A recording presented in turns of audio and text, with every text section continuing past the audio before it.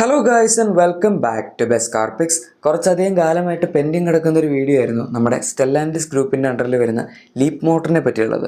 ചിലപ്പോൾ നിങ്ങളിൽ പലരും അറിഞ്ഞിട്ടുണ്ടായിരിക്കും. എനിക്കറിയാം, ഞാൻ വളരെ ലേറ്റാണെന്ന് ഇത് പറയാനായിട്ട്. കാരണം ഒരുപാട് വാഹനങ്ങൾ അതിൻ്റെ ഇടയ്ക്ക് ലോഞ്ചായി. പിന്നെ ഇതിനെപ്പറ്റി ഞാനിങ്ങനെ പെൻഡിങ് ഒക്കെ വെച്ചുകൊണ്ടിരിക്കുകയായിരുന്നു. കാരണം ഈ വണ്ടികൾ എന്തായാലും ഇപ്പോഴൊന്നും വരാൻ പോകുന്നില്ല. ജസ്റ്റ് സ്റ്റെല്ലാൻഡിസ് ഗ്രൂപ്പ് ലീപ്പ് മോട്ടർ എന്ന് പറഞ്ഞ ബ്രാൻഡ് ഇന്ത്യയിൽ ഇപ്പോൾ അനൗൺസ് ചെയ്തിട്ടുണ്ട് എന്ന് മാത്രമേ ഉള്ളൂ. എന്തായാലും നമ്മൾ ഇന്നത്തെ വീഡിയോയിൽ നോക്കാൻ പോകുന്ന ഇവരെ പറ്റിയാണ്. ഇനി ഇൻ കേസ് നിങ്ങൾക്ക് അറിയില്ല എന്താണ് സംഭവം എന്നുണ്ടെങ്കിൽ, ലീപ്പ് മോട്ടർ എന്ന് പറയുന്ന ഒരു ചൈനീസ് കമ്പനിയാണ്. പക്ഷേ ഇപ്പോൾ അതിൻ്റെ 51% സ്റ്റേക്ക് ഇരിക്കുന്ന സ്റ്റെല്ലാൻഡിസിൻ്റെ കയ്യിലാണ്. അതായത് ശരിക്കും ചൈന ഓൺഡ് ആയിട്ടുള്ളൊരു കമ്പനി. സ്റ്റെല്ലാൻഡിസ് അതിൻ്റെ അകത്ത് 51% സ്റ്റേക്ക് അക്വയർ ചെയ്ത് ഏകദേശം, അതായത് അവരുടെ വാഹനങ്ങൾ പുറത്തേക്ക് സെല് ചെയ്യാൻ, അതായത് ചൈനയ്ക്ക് പുറത്ത് സെല് ചെയ്യാനുള്ള ലൈസൻസ് ഒക്കെ ചെയ്തിട്ട് അവർ വിൽക്കുന്ന പ്രൊഡക്ട്സ് ആണ്. ആൻഡ് ഇൻ്റർനാഷണലി അത്യാവശ്യം കുഴപ്പമില്ലാത്ത സെയിൽസ് കമ്പനിക്ക് കിട്ടുന്നുണ്ട്. 2024 നോക്കാനാണെങ്കിൽ ടോട്ടൽ 3 ലക്ഷം സെയിൽസ് വരെയാണ് ഇവർക്ക് ലഭിച്ചത് ഇയർലി ബേസിസിൽ. അത് അത്യാവശ്യം നല്ലതാണ്. കാരണം ഇയർ ഓൺ ഇയർ ബേസിസിൽ കമ്പയർ ചെയ്യുമ്പം ഓൾമോസ്റ്റ് ഡബിൾ സെയിൽസ് ആണ് ഇവർക്ക് 2023 വെച്ച് കമ്പയർ ചെയ്യുമ്പോൾ വന്നിരിക്കുന്നതെന്നാണ് പറയുന്നത്. സോ വളർന്നു വരുന്ന ഒരു ബ്രാൻഡാണ് ലീപ്പ് മോട്ടർ എന്ന് നമുക്ക് വേണമെങ്കിൽ പറയാം. ഇതങ്ങനെ ഒരുപാട് കാലപ്പഴക്കമുള്ള കമ്പനിയൊന്നുമല്ല. 2015 ഈ ഒരു കമ്പനി ഫോം ചെയ്യുന്നത് ചൈനയിൽ. അതായത് ഇപ്പോൾ ജസ്റ്റ് 10 വർഷമായിട്ടേ ഉള്ളൂ. വേറെ ഇഷ്ടം പോലെ 100 വർഷത്തിന് മുകളിൽ എക്സ്പീരിയൻസ് ഉള്ള കമ്പനികളൊക്കെ നമുക്ക് ഇവിടെ വണ്ടികൾ വിൽക്കുന്നുണ്ട്. 100 വർഷത്തിന് മുകളിൽ എക്സ്പീരിയൻസ് ഉള്ള പല കമ്പനികളുടെയും ഓണേഴ്സ് ഇപ്പോൾ ചൈനീസ് ബ്രാൻഡ്സ് ആണ് എന്നുള്ളതാണ് മറ്റൊരു സത്യം. എനിവേ, അതുപോട്ടെ, നമുക്ക് ഇവരുടെ വാഹനങ്ങൾ ഏതൊക്കെയാണെന്ന് നോക്കാം. 3 വണ്ടികളായിരിക്കും ഇവർ ഇന്ത്യയിലേക്ക് കൊണ്ടുവരാൻ പോകുന്നത്. ആൻഡ് ഇത് എങ്ങനെയാണ് കൊണ്ടുവരുന്നത്, അതായത് CBU വഴിയായിരിക്കുമോ ലോക്കലി പ്രൊഡ്യൂസ് ചെയ്തായിരിക്കുമോ, അങ്ങനത്തെ കാര്യങ്ങളൊന്നും അവർ പറഞ്ഞിട്ടില്ല. എനിക്ക് പേഴ്സണലി തോന്നുന്നത് ഇവർ കുറച്ച് ഡിലേ ആയിട്ട് 2027 വാഹനങ്ങൾ പുറത്തിറക്കാൻ ഉദ്ദേശിക്കുന്നത്. ആ ഒരു സമയം കൊണ്ടൊക്കെ ഇവർക്ക് ലോക്കലി അസംബിളെങ്കിലും ചെയ്യുന്ന രീതിയിൽ വണ്ടികൾ ഇറക്കാനായിരിക്കും മിക്കവാറും പ്ലാൻ. അല്ലാതെ ഡയറക്റ്റ് ഇമ്പോർട്ട് ചെയ്ത് കൊണ്ടുവന്നു കഴിഞ്ഞാൽ ഇവിടെ അങ്ങനെ ആരും വാങ്ങുമെന്ന് എനിക്ക് തോന്നുന്നില്ല. കാരണം ഓൾറെഡി BYDയുടെ വാഹനങ്ങൾ, അതുപോലെ കിയ, ഹ്യുണ്ടായി, ഇവരുടെയൊക്കെ വാഹനങ്ങൾ അത്യാവശ്യം ആ ഒരു പ്രൈസ് പോയിന്റിൽ കിട്ടുന്നുണ്ട്. എന്തായാലും അതവിടെ നിൽക്കട്ടെ. നമുക്ക് ആദ്യം ഇവരുടെ ഹാച്ച് പാക്കിനെ പറ്റി സംസാരിക്കാം. അത് ശരിക്കും 2 SUVs ഒരു ഹാച്ച് പാക്കാണ് വരുന്നത്. ഹാച്ച് പാക്ക് എന്ന് പറയുമ്പം ഇൻ്റർനാഷണലി ലീപ്പ് മോട്ടറിൻ്റെ T03 എന്ന് പറഞ്ഞ വാഹനമാണ്. ഒരുപാട് മാർക്കറ്റ്സിൽ അവരിത് വിൽക്കുന്നുണ്ട്. ആൻഡ് ഇതിപ്പോൾ നോക്കാനാണെങ്കിൽ ഏകദേശം നമ്മുടെ ടിയാഗോ EVയുടെയൊക്കെ ഒരു റൈവലായിട്ട് വേണമെങ്കിൽ പറയാം. പക്ഷേ ഇതിൻ്റെ അകത്ത് ഒരു ഇൻ്റർനാഷണലി കൊടുക്കുന്ന ബാറ്ററി പാക്ക് വെച്ച് ടിയാഗോ EV കമ്പയർ ചെയ്യാൻ പറ്റില്ല. കാരണം ഈവൻ നമുക്കിവിടെ 5 EV വരെ 35 kWh കിട്ടുന്നുള്ളൂ. ഈ വണ്ടിയിൽ പക്ഷേ 37 kWh'നടുത്ത് സൈസുള്ളൊരു ബാറ്ററി ആണ് ഉപയോഗിച്ചിരിക്കുന്നത്. അതുകൊണ്ട് തന്നെ അത്യാവശ്യം നല്ല റേഞ്ച് കിട്ടും. 300 കിലോമീറ്റേഴ്സിന് മുകളിൽ ഈസി ആയിട്ട് റേഞ്ച് കിട്ടും. 395 കിലോമീറ്റേഴ്സിനടുത്ത് അർബൻ ഡ്രൈവിംഗ് കണ്ടീഷൻസിൽ WLTP ക്ലെയിംഡ് റേഞ്ചും ഈ വാഹനത്തിന് വരുന്നുണ്ട്. എന്ന് വെച്ചാൽ ഏകദേശം നമ്മുടെ ഇന്ത്യയിലുള്ള വിൻസർ EVയുടെ ഒരു നോർമൽ വേരിയൻറ്റ്, അതായത് പ്രോ അല്ല, ഇപ്പോൾ ഇറങ്ങിയതല്ല, പ്രോ അല്ലാത്ത മോഡലിൻ്റെ ബാറ്ററി പാക്കാണ് അവർ ഇതിനകത്ത് കൊടുത്തിരിക്കുന്നത്. അതുകൊണ്ട് തന്നെ ആവശ്യത്തിന് നല്ല റേഞ്ച് ഇതിന് എന്തായാലും സൈസ് വെച്ച് നോക്കുമ്പോൾ കിട്ടും. ആൻഡ് ഓവറോൾ ഡയമെൻഷൻസ് എടുക്കുകയാണെങ്കിലും വണ്ടി വളരെ കോമ്പാക്റ്റ് ആണ്. ഇപ്പോൾ സൈഡ് പ്രൊഫൈലൊക്കെ നോക്കുന്ന സമയത്ത് ടിയാഗോ EVയുടെ അത്രയും വലുപ്പമില്ല, പക്ഷേ കൊമറ്റിൻ്റെ അത്രയും ചെറുതുമല്ലത്. കാണുമ്പം ഒരു കട്ട് ചെയ്തിട്ടുള്ള ഒരു ചെറിയൊരു SUV പോലത്തെ ഡിസൈനാണ് അവർ കൊടുത്തിരിക്കുന്നത്. ഭയങ്കര ലോ ടു ഗ്രൗണ്ട് അല്ല, പക്ഷേ SUV എന്നൊന്നും അവർ ഇതിന് വിളിക്കുന്നില്ല കേട്ടോ, ഹാച്ച് പാക്ക് തന്നെയാണ് വിളിക്കുന്നത്. 3620 mm ആണ് ഈ വാഹനത്തിൻ്റെ ടോട്ടൽ ലെങ്ത്ത് വരുന്നത്. 4 മീറ്റേഴ്സിന് താഴെയാണ്. ഡെഫിനറ്റ്ലി വിഡ്ത്ത് ആണെങ്കിലും 1648 mm ആണ്. സോ ഡയമെൻഷൻസ് അത്ര വലുതൊന്നുമല്ല. ഇനി ഈവൻ നമ്മൾ റിയർ പ്രൊഫൈൽ നോക്കാനാണെങ്കിലും വണ്ടിയുടെ സ്റ്റാൻസ് ഒന്നും വലിയ കുഴപ്പമില്ല. കാണുമ്പോൾ ഒരു ചെറിയൊരു ക്യൂട്ട് ലിറ്റിൽ കാർ എന്ന് വേണമെങ്കിൽ പറയാം. കൊമറ്റ് പോലെ അത്രയും ഓക്വേർഡല്ല ഈ വാഹനത്തിൻ്റെ ഡിസൈൻ. അതാണ് ഒരു പ്ലസ് പോയിന്റ് ഉള്ളത്. പിന്നെ 15-inch വീൽസൊക്കെ നമുക്ക് ഇതിൻ്റെ ടോപ്പ് ആൻഡ് വേർഷൻസിൽ അവർ കൊടുക്കുന്നുണ്ട്. അതും നല്ലൊരു കാര്യം തന്നെയാണ്. ടിയാഗോയിൽ EVയിൽ ഇപ്പോഴും ടോപ്പ് എൻഡിൽ 14 ആണ്. പണ്ട് 15 ആയിരുന്നു. അവർ അപ്ഡേറ്റ് ഒക്കെ ചെയ്ത് ഇറക്കിയപ്പോൾ 14 ആക്കി. അതെന്തിനാണെന്ന് എനിക്കറിയില്ല. ഇനി ഇൻറ്റീരിയറിലേക്ക് വരാനാണെങ്കിൽ നമുക്ക് ഇതിൻ്റെ അകത്ത് അത്യാവശ്യം ബേസിക് ആയിട്ടുള്ള ഫീച്ചേഴ്സൊക്കെ കിട്ടുന്നുണ്ട്. ഇപ്പോൾ ഒരു 8 ഇഞ്ചസിന് ഇൻസ്റ്റോൺ ക്ലസ്റ്റർ കൊടുത്തിട്ടുണ്ട്. അതുപോലെ 10.1 ഇഞ്ച് സൈസ് വരുന്ന ഇൻഫോടൈം സിസ്റ്റം അവൈലബിൾ ആണ്. ഗ്രാഫിക്സ് ഒക്കെ ഡീസൻ്റ് ആണ്. നമുക്കറിയാം ചൈനീസ് കാർസ് പൊതുവേ അങ്ങനെ ഈ ഒരു ക്ലസ്റ്ററും അതുപോലെ ഇൻഫോടൈം സിസ്റ്റത്തിൻ്റെയൊക്കെ കാര്യത്തിൽ ഗ്രാഫിക്സിൽ അത്യാവശ്യം പുറകിലായിരിക്കും. പക്ഷേ ഫീച്ചേഴ്സൊക്കെ അവരെല്ലാം കൊടുക്കും. ഇതിനകത്ത് ഈവൻ ഒരു സൺറൂഫ് വരെ അവൈലബിൾ ആണ്. പിന്നെ ഓട്ടോ AC അവൈലബിൾ, അതായത് ക്ലൈമറ്റ് കൺട്രോൾ അവൈലബിൾ ആണ്. സ്റ്റിയറിംഗിൻ്റെ ഡിസൈനൊക്കെ നമുക്ക് നോക്കാം. 3 സ്പോക്ക് സ്റ്റിയറിംഗ് വീലാണ് കൊടുത്തിരിക്കുന്നത്. ഇതിന് ഇൻ്റർനാഷണലി നമുക്ക് ലെവൽ 2 ADAS ഒക്കെ കിട്ടുന്നുണ്ട്. ഇന്ത്യയിൽ അത് കിട്ടുമെന്ന് എനിക്ക് വലിയ ഉറപ്പില്ല. കുറച്ച് ബഡ്ജറ്റ് സെഗ്മെൻറ്റിലാണല്ലോ അവർ ഇറക്കാൻ ഉദ്ദേശിക്കുന്നത്. അതുകൊണ്ട് അതൊക്കെ കൊടുത്തു കഴിഞ്ഞാൽ പ്രൈസ് കുറച്ചുകൂടെ മുകളിലേക്ക് പോകും. എന്തായാലും ടിയാഗോ EV വെച്ച് കമ്പയർ ചെയ്യുന്ന സമയത്ത് എക്യുപ്മെൻറ്റ്സ് ഒക്കെ ഈ വാഹനത്തിൽ മൊത്തത്തിൽ വളരെ കൂടുതലാണ്. ആൻഡ് ക്യാബിൻ്റെ ലേഔട്ടൊക്കെ ആണെങ്കിലും കാണാൻ അത്യാവശ്യം പ്രീമിയം ആയിട്ടുള്ളൊരു ഡിസൈൻ തന്നെയാണ് ഈ പ്രൈസ് പോയിന്റ് വെച്ച് നോക്കുമ്പം അവർ കൊടുത്തിരിക്കുന്നത്. സീറ്റ്സ് ഒക്കെ ആണെങ്കിലും ഇൻ്റഗ്രേറ്റഡ് ഹെഡ്റെസ്റ്റ് ആണ് വരുന്നത്. പക്ഷേ കാണാൻ ഈ ഒരു സൈസിനൊക്കെ പറ്റിയൊരു കുഴപ്പമില്ലാത്ത സീറ്റാണ് കൊടുത്തിരിക്കുന്നത്. അതുപോലെ നമുക്ക് ഇതിനകത്ത് ഇലക്ട്രോണിക് പാർക്കിംഗ് ബ്രേക്ക് അവൈലബിൾ ആണ്. പിന്നെ നിങ്ങൾക്ക് മുകളിലത്തെ സൺറൂഫിൻ്റെ ചെറിയ പോർഷൻ കാണാം. ആൻഡ് ഡാഷ്ബോർഡ് ലേഔട്ടിൽ അവർ കുറച്ച് ഗ്ലോസി ബ്ലാക്ക് മെറ്റീരിയൽസ് ഒക്കെ കൊടുത്തിട്ടുണ്ട്.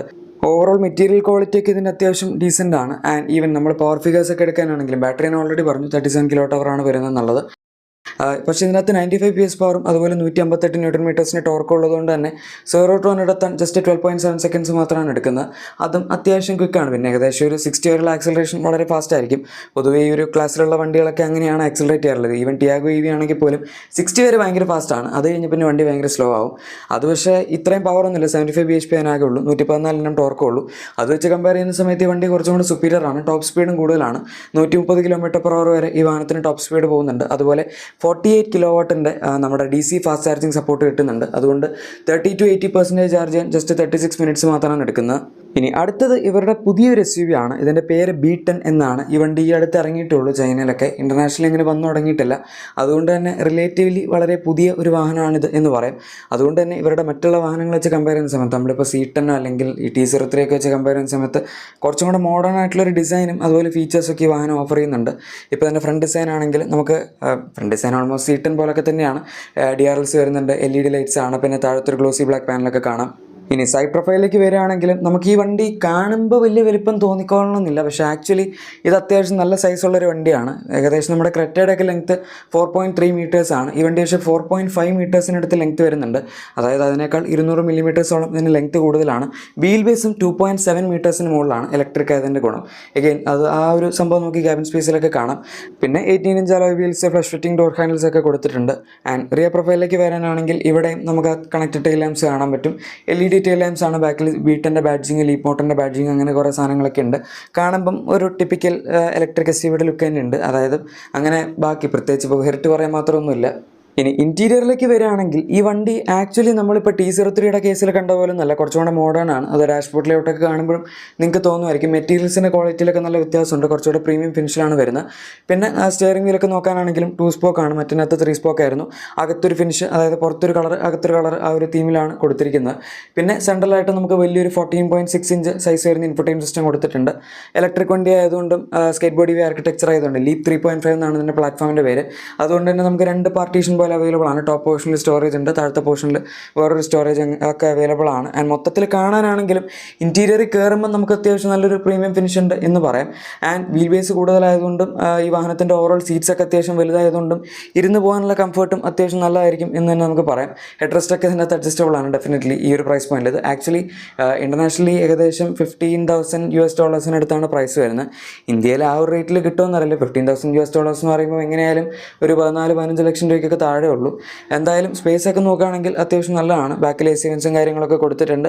പിന്നെ റിയർ ആംറസ്റ്റ് തുടങ്ങിയ സാധനങ്ങളൊക്കെ അവൈലബിൾ ആണ്. മൊത്തത്തിൽ എടുത്തു പറയുന്ന സമയത്ത് വളരെ നല്ലൊരു വണ്ടിയാണ് ഇത്. പിന്നെ ഇത്രയൊക്കെ ഉണ്ടെങ്കിലും ബൂട്ട് സ്പേസിനും പ്രത്യേകിച്ച് വലിയ കോംപ്രമൈസ് ഒന്നുമില്ല. 420 ലിറ്റേഴ്സ് ബൂട്ട് സ്പേസ് അവൈലബിൾ ആണ്. അതുപോലെ ഒരു പാനോറാമിക് ഗ്ലാസ് റൂഫ് ഇതിനകത്ത് അവൈലബിൾ ആണ്. സൺറൂഫ് അല്ല, ഓപ്പൺ ചെയ്യാൻ പറ്റില്ല.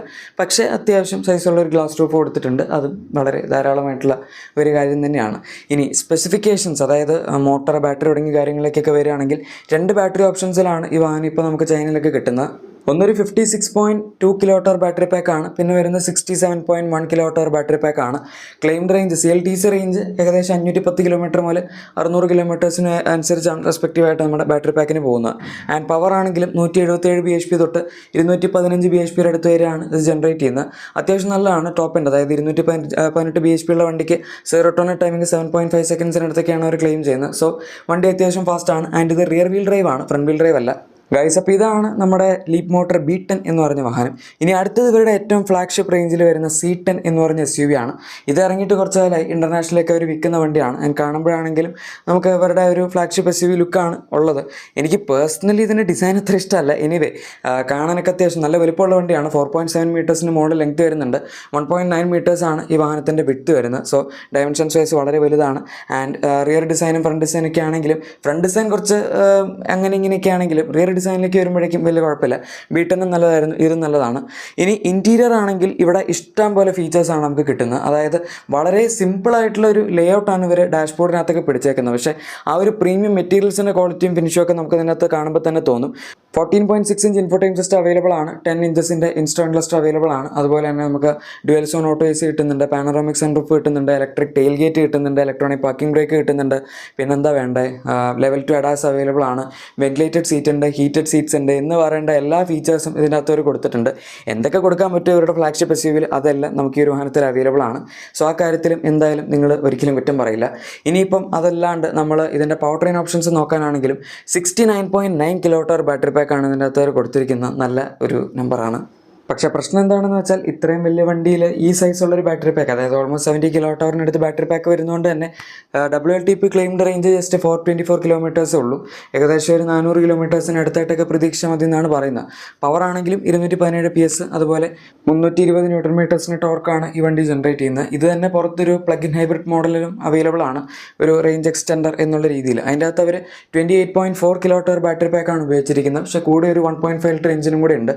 അതുകൊണ്ട് ഇനി ഇൻ കേസ് ബാറ്ററി തീർന്നു പോവാണെങ്കിലും നമുക്ക് എഞ്ചിനിൽ ഉപയോഗിക്കാം. ഹൈബ്രിഡ് ആണ് സംഭവം. PHEV എന്ന് പറഞ്ഞാൽ ബേസിക്കലി പ്ലഗ് ഇൻ ഹൈബ്രിഡ് ആണ്. എന്ന് വെച്ചാൽ നിങ്ങൾ വണ്ടി കുത്തിയിടണം, എന്നാൽ മാത്രമേ ബാറ്ററി ഫുള്ള് ചാർജ് ആവുള്ളൂ.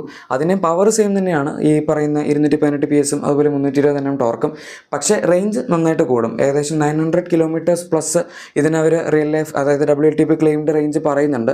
അത് രണ്ടിനെയും കൂടെ കമ്പൈൻഡ് ആണ് കേട്ടോ. എഞ്ചിനും ഇതും കൂടെ ഒരുമിച്ച് വർക്ക് ചെയ്യുന്ന സമയത്ത് നമ്മൾ കറക്റ്റായിട്ട് നമ്മുടെ ഈ ബാറ്ററി ചാർജ് ചെയ്ത് പോവുകയാണെങ്കിലുള്ള ഒരു റേഞ്ച് ആയിരിക്കും അങ്ങനെ കിട്ടുന്നത്.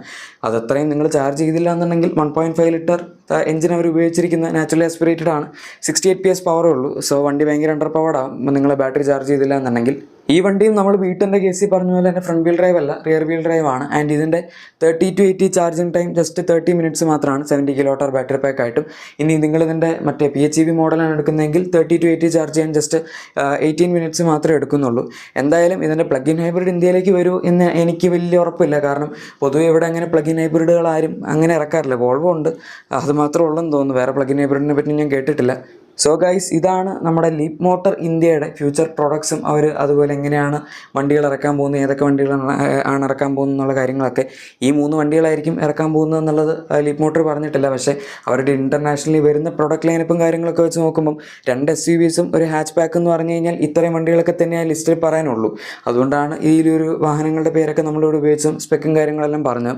2027 എന്ന് പറയുമ്പോൾ ഇനിയും വരാൻ 2 വർഷം കൂടെ ഉണ്ട്. പക്ഷേ അപ്പോഴേക്കും ബാക്കി ഏതൊക്കെ കമ്പനികൾ വരും എന്നും കൂടെ നമ്മൾ കണ്ടറിയേണ്ടി വരും. വിൻഫാസ്റ്റൊക്കെ ഇനിയിപ്പം അധികം വൈകാതെ തന്നെ ഇന്ത്യൻ മാർക്കറ്റിലോട്ട് വരുന്നുണ്ട്. എന്തായാലും നോക്കാം. ഇവർ വരുന്നു എന്ന് പറയുന്നത് നല്ലൊരു കാര്യമാണ്. പക്ഷേ അറ്റ്ലീസ്റ്റ് ലോക്കൽ അസംബിൾ ചെയ്യുന്ന രീതിയിലെങ്കിലും വന്നിരുന്നെങ്കിൽ അത്യാവശ്യം വണ്ടികൾ വിൽക്കാനും കൂടെ പറ്റുമായിരുന്നു. നമ്മുടെ ജീപ്പും സിട്രോയിനും പോലെ ആവില്ലായിരുന്നു. പൊതുവേ നമ്മുടെ സ്റ്റെല്ലാൻഡിസ് ഗ്രൂപ്പ് ഇന്ത്യയിൽ ഇപ്പോൾ എന്ത് ചെയ്താലും കഷ്ടത്തിൽ തന്നെയാണ്. അതായത് വണ്ടികൾ എക്സ്പോർട്ട് ചെയ്യുക, എഞ്ചിൻ എക്സ്പോർട്ട് ചെയ്യുക എന്നുള്ളൊരു പരിപാടി അല്ലാതെ ഇവിടെ തന്നെ വണ്ടികൾ പ്രൊഡ്യൂസ് ചെയ്ത് വിൽക്കുക എന്ന് പറയുന്നത് അവരെ കൊണ്ട് നടപടി ആവുന്നില്ല. ഇപ്പോൾ സിട്രോയിൻ ഇറക്കിയിട്ടാണെങ്കിലും എഞ്ചിനൊക്കെ ഇഷ്ടംപോലെ എക്സ്പോർട്ട് ചെയ്ത് അവർ ജീവിക്കുന്നുണ്ട്. പക്ഷേ ഇവിടെ വണ്ടികൾ വളരെ കുറച്ച് അവർക്ക് ഇറക്കാൻ പറ്റുന്നുള്ളൂ. ഫീച്ചേഴ്സും കോംപ്രമൈസും കോസ്റ്റ് കട്ടിങ്ങും അതൊക്കെ റീസൺ ആയിരിക്കും. ജീപ്പിൻ്റെ വണ്ടികൾക്ക് ഇപ്പോൾ പിന്നെ ഒടുക്കത്തെ വിലയാണ്, അതുകൊണ്ട് തന്നെ ആൾക്കാർ വാങ്ങുന്നില്ല.